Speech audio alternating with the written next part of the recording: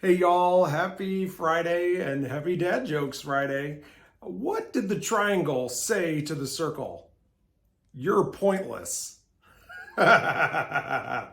Awesome joke. Stole that from my boss's kid, so I'll put some credits in the comments. But anyways, today I want to read this really amazing book that introduces manufacturing to kids in an interesting way, and my girls love this book. So this is FIFO Saves the Day, and it's by Meg Preston. And this book is really engaging and teaches real manufacturing processes. So I just want to dive in here, and this is a supply chain adventure. So FIFO Saves the Day by Meg Preston.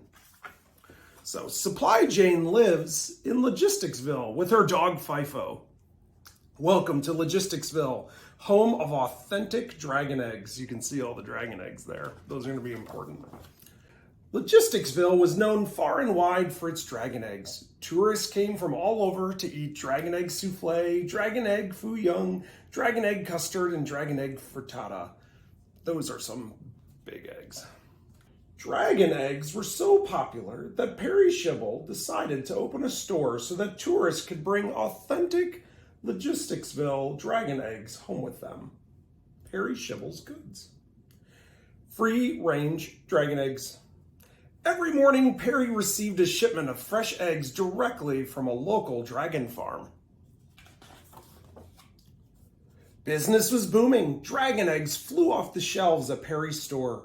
During tourist season, he sold dragon eggs as fast as he could stock them. At the end of the day, the shelves would be completely empty. But then winter came, and few tourists came to Logisticsville. Perry still sold eggs, but not as many. I mean, look at all of them on the shelf there. They got little Santa hats for Christmas. Oh, it looks like it's snowing outside too. Oh, he's even got a special buy two, get one free. Every night, Perry would restock the shelves with dragon eggs for the next day's tourists, adding more eggs to the fronts of the shelf until the shelf was full. One day, Perry was in his store when he heard a large crack coming from the back of the egg shelf. And then another one, and then another one. They're all looking. What's that cracking noise? The dragon eggs at the very back, the ones that had been on the shelf for a long time, had started to hatch. Dragons were everywhere. Look at that, they're flying all over his store. Perry did not know what to do. Luckily for Perry, Supply Jane and FIFO happened to be taking their morning walk through town. FIFO's instincts kicked in. He ran into the store and started herding all the baby dragons together. What happened? Supply Jane asked Perry, and Perry told her that the dragon eggs at the back of the shelf had hatched. I guess they've been on the shelf too long, Perry said sadly. Now that it's winter, I sell fewer eggs each day.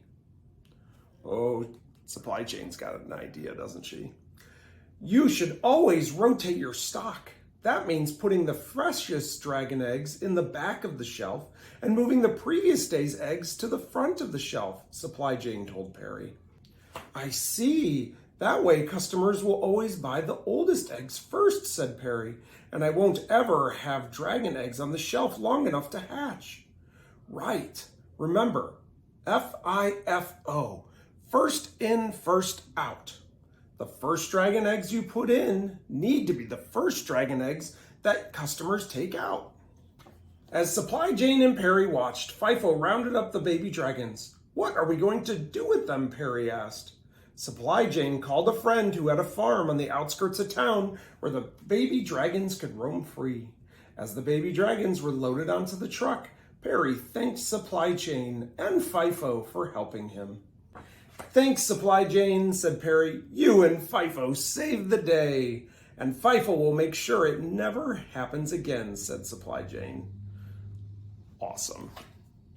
So that is FIFO Saves the Day by Meg Preston, and a story, a Supply Jane adventure. And I just really love this book. My kids love this book, and it teaches them a real world manufacturing process, and I love it. There's a couple of these books. So Hope you enjoyed that. And until next time, ask yourself, what will I automate next?